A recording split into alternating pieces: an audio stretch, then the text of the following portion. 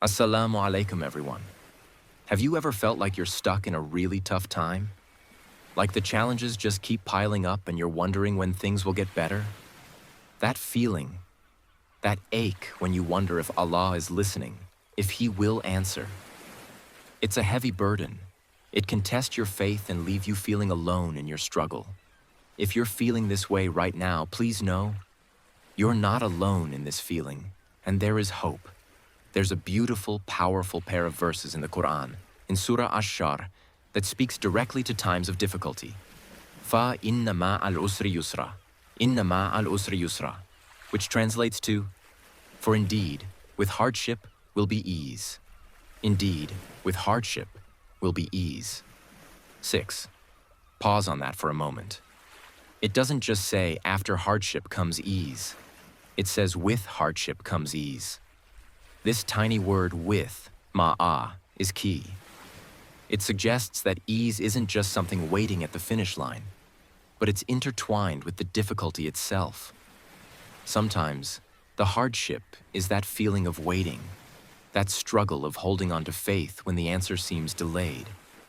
But the promise holds true. Ease is connected to this very struggle.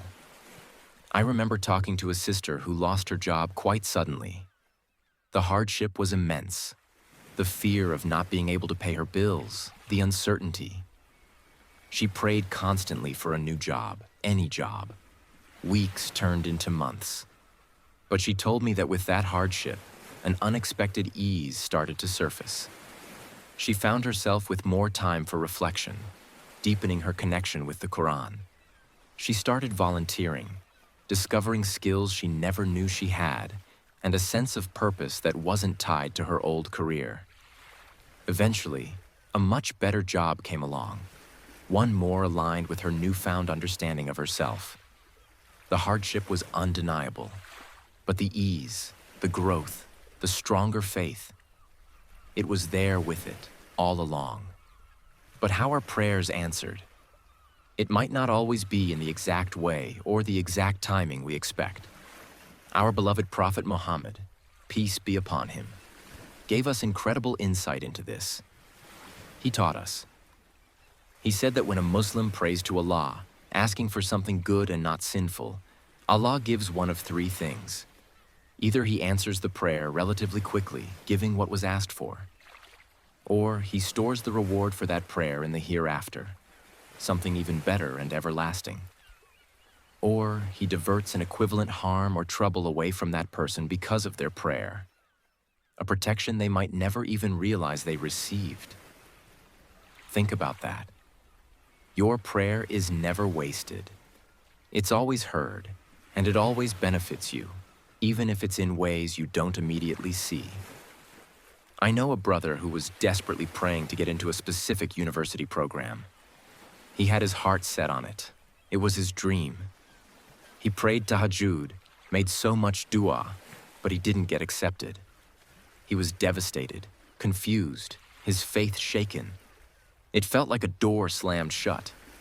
A year later, he found out that the department he'd applied to underwent a major, difficult restructuring, and many students there were struggling. The alternative program he reluctantly ended up in, a less prestigious one in his mind at the time, turned out to be a hidden blessing, connecting him with incredible mentors and an opportunity that eventually led to his dream career path, but in a much healthier environment. His prayers weren't unanswered.